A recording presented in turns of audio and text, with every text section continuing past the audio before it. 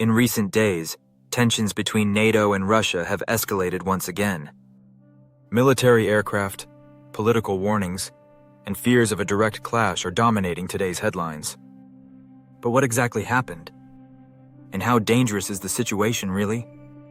Since the beginning of the war in Ukraine, NATO countries have repeatedly accused Russia of testing their air defenses.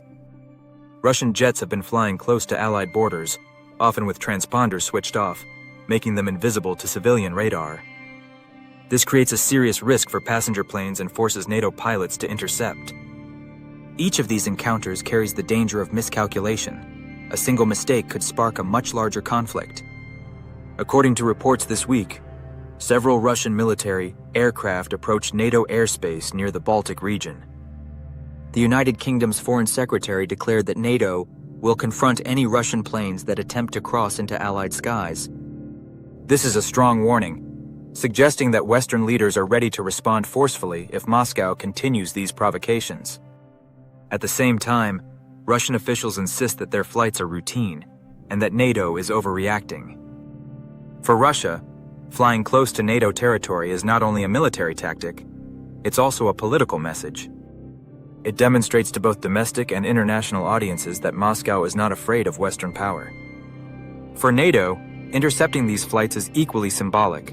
It shows unity, readiness, and a commitment to defend every inch of Allied territory. In many ways, this is less about airspace and more about signaling strength to the world. However, symbolism can be dangerous.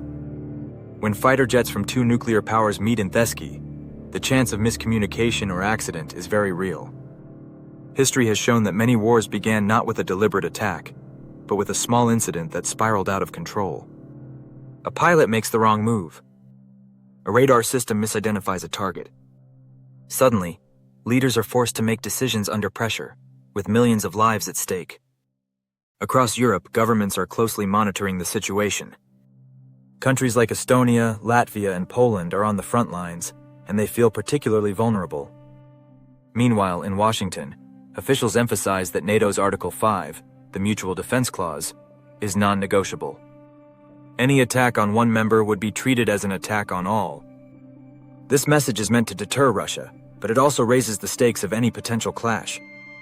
So what happens next? There are three possible scenarios. First, Russia continues its flights, and NATO keeps intercepting. A dangerous game of cat and mouse, but without escalation. Second, an accident occurs, leading to a major crisis, possibly even a limited military exchange.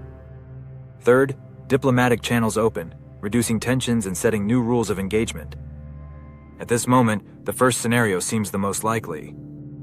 But as tensions grow, the risk of the second scenario cannot be ignored. For now, the skies over Europe remain contested. Every flight, every intercept, every statement adds fuel to a fragile situation. The world watches closely, hoping that leaders on both sides will keep the balance and avoid a conflict that nobody truly wants. This story is still developing. If you want to stay updated on the latest global events, make sure to follow this channel and let us know in the comments. Do you believe NATO and Russia are heading toward a direct clash, or will diplomacy prevail?